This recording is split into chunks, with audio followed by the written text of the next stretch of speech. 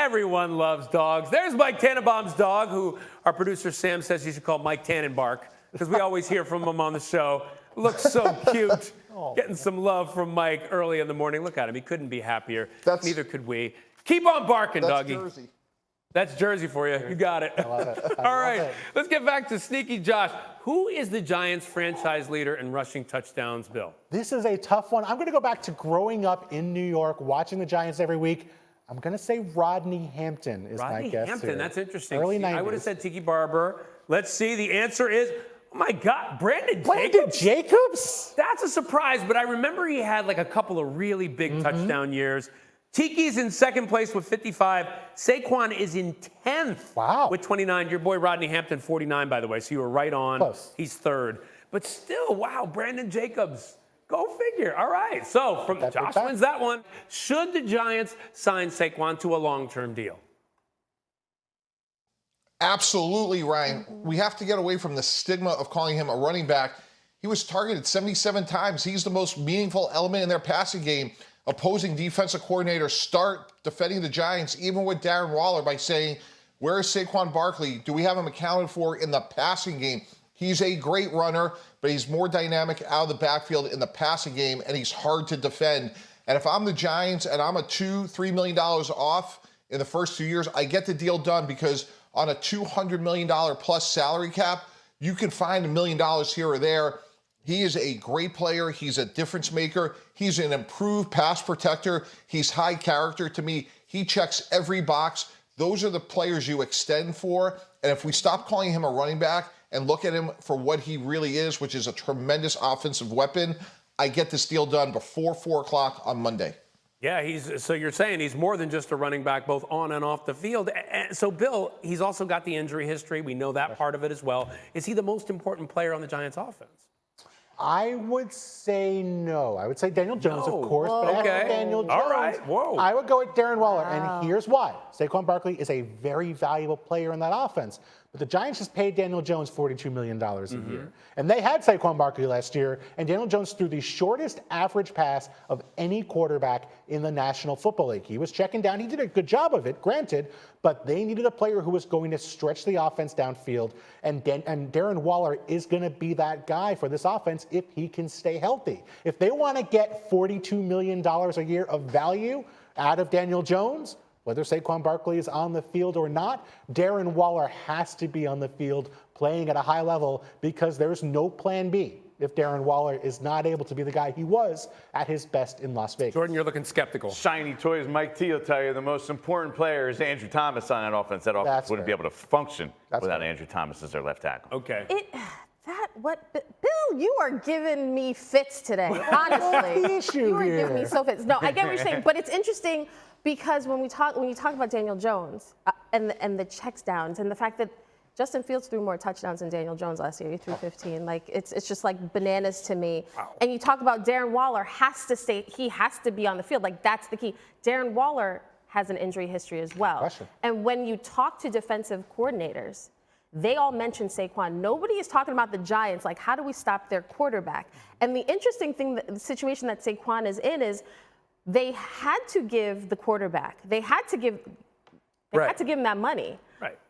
But he needs help.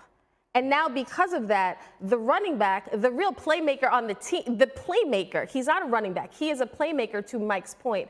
He might get shafted because you had to dole out money for a quarterback who literally just checks down passes and runs. And I'm not trying to kill Daniel Jones, but when you think about just a little bit, because when you look at the quarterbacks in the NFL, those are the guys that are bringing you to a Super Bowl. You're not going to a Super Bowl just on the arm and feet of Daniel Jones. You need other things around him. And it kills me to see Saquon and Josh Jacobs and Dalvin Cook is out there. The idea, honestly, the word collusion was mentioned in conversations that I've had about this whole running back situation. No one wants to pay running backs, yet Josh Jacobs led the league in rush. Like, it's just wild to me that these guys are so valuable on the stat sheet. And when it comes time to reimburse them, it's like, I don't know, running backs, don't want it. Jordan, real quick, last word. Is there a realistic chance Saquon doesn't play week 1? First, let me say this. Saquon is their best offensive player, so they need him, and they fully expect him to be there, right? Yeah. And the reason? $600K per game. Pretty much. That's So the money will make him do it. You don't think there's a realistic chance he won't play week 1? We saw what happened with Lev. First of all, what does it do? What does it accomplish in the long term? Because you can't even sign him at that point. Yeah, maybe you're proving your point. Prove your point by not showing up until there is a possibility that his week 1 availability is in question. Should Rodgers have a big say in this Jets offense as you see it? Ryan, not at the beginning, and here's why. They have 2 superstars in Breece Hall and Garrett Wilson. They need to play fast. And I've seen it time and time again in my career, which is young players are at best when they know exactly what to do. And some of the nuances of understanding coverages, leverage, making sure the quarterback and the receiver are on the same page, it's repetition and experience. And while Aaron Rodgers knows this offense backwards and forwards with Nathaniel Hackett, I get it. But if Garrett Wilson and Breece Hall aren't playing as fast as possible, none of this is going to matter. And that's why you want less of the Lazards and the Cobbs of the world and more of the Halls and the Wilsons. And to me, this offense should be better in November, December than it will be early in the season. See, Kimberly, that sets up an interesting situation here because we remember last offseason, Aaron Rodgers was talking about, hey, these receivers aren't on my page. Should he have a big say or should he kind of maybe take a back seat, as Mike is saying initially? Well, what did Aaron Charles, I don't even know if his middle name is Charles, but what did Aaron Rodgers do? Giving them middle names. He arrived to Florham Park. Everybody was like, oh, he better not do what he did in Green Bay. He better show up. Well, guess what? He did show up to sort of help build that chemistry. Yes, here's the problem. Because when we're talking about should the Jets get him, one of the things I remember thinking was, whose team will this be? Will this be Aaron Rodgers' team or will it be Robert Saleh's team? That's a fair question because Saleh's the head coach, but really you bring in an alpha like Aaron Rodgers who's after 16, 17, he's used to doing things his way, and then you bring some of his former teammates from Green Bay here, and then you say, oh, Aaron, this is your team, but wait, you don't hold the full reins. I don't think you can go half in on having Aaron Rodgers. Like, this is a big decision to bring him in and trade for him. You kind of have to go full board with like, hey, Aaron, we got the head coach, we got your former guy here and Hackett, we got these players. Hey, let it ride. And I understand that the young players do have to get, that's what we said about the Green Bay Packers offense. They have to get on Aaron's page. He's the future Hall of Famer. It's what he's done in the past. And by the way, his middle name is Charles. Wow. So you win that Jeopardy question. There we go. There you go. Now, Bill, I have to ask you this. I have said over and over again that it is Super Bowl or bust for these Jets. Otherwise, why bring in Aaron Rodgers? Is he under the most pressure to win the Super Bowl than any other quarterback? I don't think so because he already has that Super Bowl in his back pocket. If he retires tomorrow, it'll be a big story. We should probably talk about it on Get Up. But he already has that on his resume. Yeah. He's a Hall of Famer, first ballot, no question, 4-time MVP. There's nothing missing on Aaron Rodgers' resume with, say, Dak Prescott and Mike McCarthy and the Cowboys. True. Mike McCarthy does have that one Super Bowl, but you could say, hey, that was Aaron Rodgers and Mike McCarthy. Yeah. There's been the struggle since. Dak has been waiting to win one for so many years now. It feels like the guys who don't have Super Bowls to their name yet have more pressure on them, I think, than Aaron Rodgers. I would throw another name in. Who? It's not even Aaron Rodgers, Josh Allen. Yeah. Because the Bills are a team that we've said, hey, this is going to be. Oh, no. The Bills have it all. And many have questioned whether Josh Allen would be the heir apparent to Patrick Mahomes. Who's the next great quarterback? And so far, it's been disappointing in Buffalo. Yes, they're a good team, but somehow they find some heartbreaking way to lose a game. So I would think that Josh Allen and this Bills offense and defense are under the most pressure. And then obviously Dak with the star on his helmet and Jerry waiting for another Super Bowl. Yeah, Mike, I'll give you the final word. I think it's all on Aaron Rodgers because I don't think any of us would have blamed him if he just went off to the sunset on the West Coast and did whatever he was going to do, retreats or whatever. But Aaron Rodgers is a really smart person. He knows when he came to New York, all his chips went in the middle of the table. And this is a hugely consequential year for his legacy, however it plays out. Time to put a ring on it. Kmart, what do the Bengals have to do to get a ring? They have to make sure that there's no drop-off in the secondary. Think about the last 3 years. They had Jesse Bates and they had Von Bell. They were leaders. They were playmakers. You knew that you could depend on them in the back end, and now they're not there. They've got young guys who they are very talented, they are very excited about in the building, but we just haven't seen these young kids, and now we're going to see if they can actually hold the fort. Mike T, big question. What do the Eagles have to do to get a ring? Consistency and health. Bill alluded to it earlier. They were remarkably healthy a year ago. They have to stay healthy, and they're older in some positions, like the Lane Johnsons and the Fletcher Coxes of the world. And then consistency. Jalen Hurts was lights out in the Super Bowl. He stayed toe-to-toe with Patrick Mahomes. He has to play that way each and every week. If he does so, they should win the Super Bowl.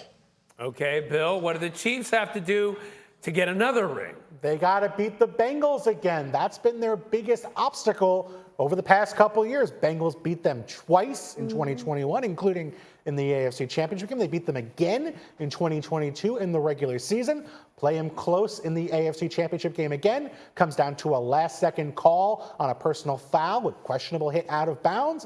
Very slim margin of victory for a Chiefs team that pretty much beats everybody most of the time. They're 1-3 against the Bengals over the last couple years. They have to beat the Bengals and get their biggest rivals out of the way to clear their path for a Super Bowl And it sure feels like the Bengals are thinking this is our time. It's going to be so great just seeing them match up again, or if they match up again. Now, let's talk Super Bowl, shall we? I'm thinking maybe rematch. Kimberly, are we in line for a Chiefs-Eagles Super Bowl rematch? I mean, here's the thing. The true answer is, well, history will say that's unlikely. Yeah. But if there's a team in each conference that I would say, yeah, I could see them running it back, it's the Chiefs and it's the Eagles. So I'm going to say, gosh darn it, yeah, that's going to happen. I mean, listen, the Chiefs really, the Chiefs are the standard. As much as we are high on Cincinnati, and as much as some of these Bengals players are like, what's Arrowhead? Like, that's not. No, it's Arrowhead. And you guys have to go there and beat Patrick Mahomes consistently to be the thing. And then, of course, the Eagles. We've talked about the NFC. It is weak.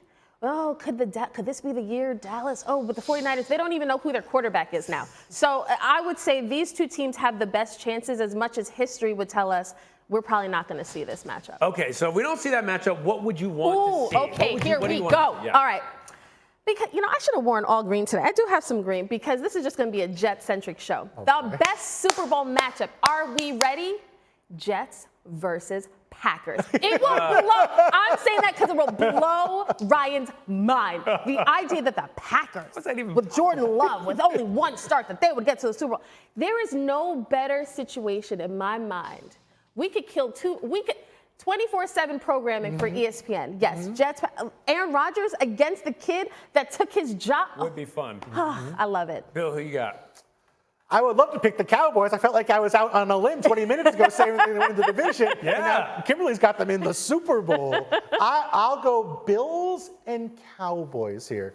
Kim mentioned, of course, the element of we got to talk about something. Which guy needs it more? Cowboys, which guy needs it more? Dak winning a Super Bowl is a big story. Dak losing a Super Bowl is a big story. I like and that. the Bills, getting back after last year, tragedy in Buffalo with the DeMar Hamlin situation. They overcame so much last year. They were just emotionally exhausted and beat up by the end of the year. I think still one of the most talented teams in football. Would love to see them break through and play the team that beat them a couple times during their last great run in the 90s. Yeah, That's Mike T, who you got?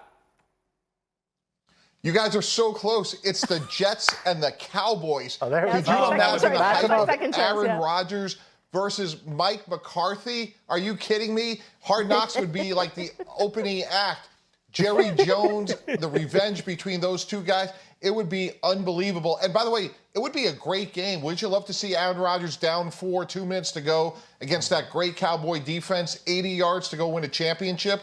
Let's see what would happen. That would be strength against strength. But my gosh, the storylines between those two teams would just be unbelievably compelling. It would be amazing. Oh, a lot of I wonder green. what Ryan's going to say. A lot here. of green in this. No, I'm just going to go with the theme of green and go Eagles, Thank you. Chiefs. Yeah, exactly. And it's not just Eagles. because I'm from Philadelphia. Exactly. Look, Mike's got a great point. They got to stay healthy. They had a remarkably healthy year, the Eagles did last year. But look, I think they got it. They got a young team, a young guy at the helm, Jalen Hurts.